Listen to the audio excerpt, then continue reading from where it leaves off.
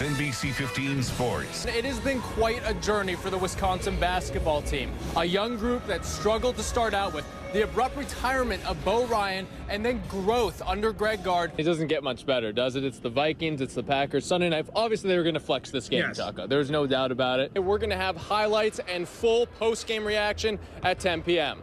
Live at the Kohl Center, Lucas Mayer, NBC 15 Sports. That's right, Esteban Toledo, who you've been having fun with, Jocko, and Gene Sowers, -9. Yeah. Jocko, awesome. you shooting -9 out here? No, this team's a developing team. It's a rebuilding year.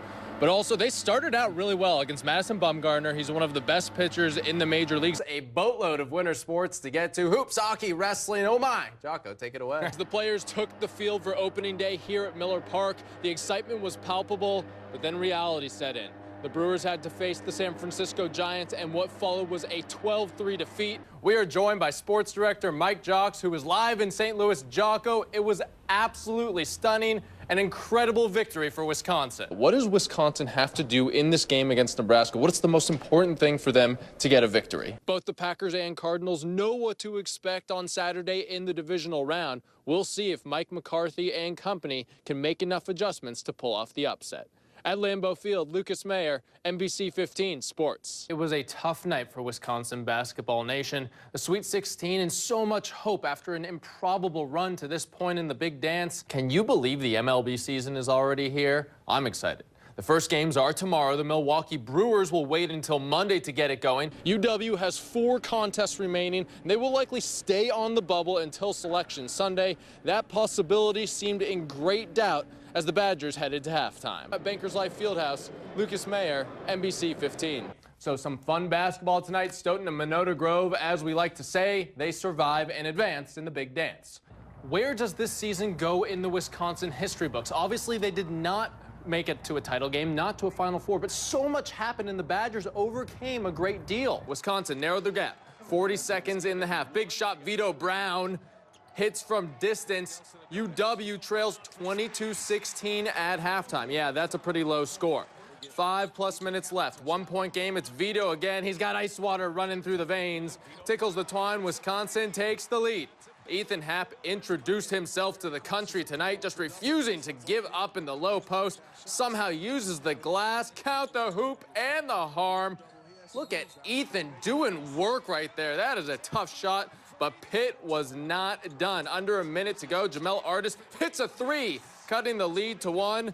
But UW was able to make free throws down the stretch to win this thing. Autumn Ogden is tired of the winter, and she's taking it out on the Warriors. Steele takes it the whole way and finishes. You like my puns. More Autumn Ogden. She sees a line, drives hard. How about the lefty finish? Oh, so smooth. 13-5, Monona Grove. Portage would come roaring back, though. Caitlin Hibner from deep. It's up, it's down, it's good. 2-point ball game. But too much from the Silver Eagles. McKenna Warnick is going to bury this triple. Monona Grove ends up running away with the dub tonight. 79-51, the final. Yeah, that's it. Stand on it now, boys. Rowing is the oldest collegiate sport in the world. 1829, Oxford and Cambridge. 1852, Harvard and Yale. Nobody's got the juice like we do. Nobody. Not even Yale. The Badger men's rowing team originated in 1874 and may currently hold the title of best story on campus. There's no question we're underdogs. I don't want to overplay it too much because if you hear that term too much, you might start to believe it. In case you're a little behind, let's lay down the facts. Wisconsin is the only Big Ten school with men's varsity rowing. Send it!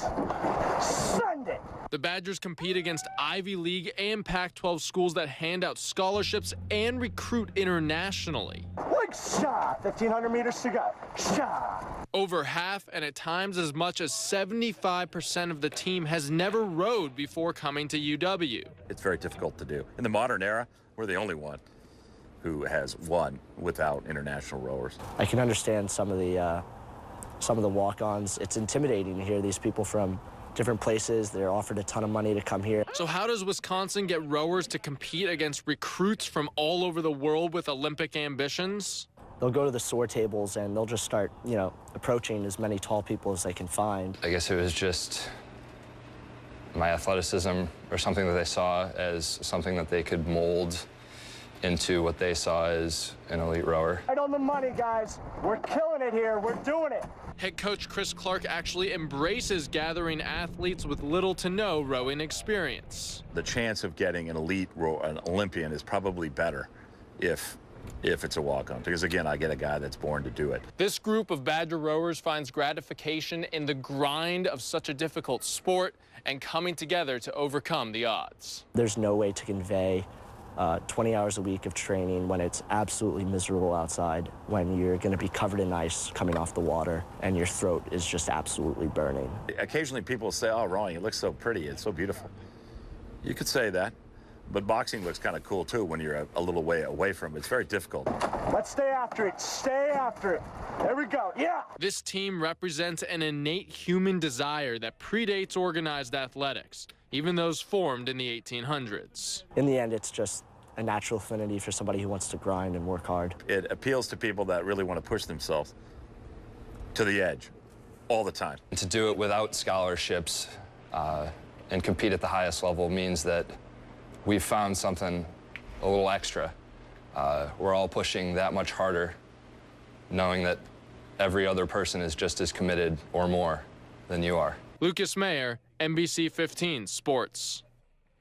Thank you very much, Lucas. Wow, those guys are amazing. And to hear that they're all walk-ons and to put out recruiting tables, you know, when students are coming in, I remember them that. like that, it's amazing. One of my friends was small, and he got talked to about being a coxswain for the team. They just came up during registration, and that's how that. See, so go ahead and get out there and show them how it's done. I know your alma mater, Yale. You're going to be pulling for them. Yeah, he's a Yale boy. No, but that's fantastic. What's so funny about that? And a great story from Lucas. Did a great job out there. And nice job. Good luck to them this weekend at the Eastern Sprints. Yes. All right, we'll be right back with a final look at the forecast after this.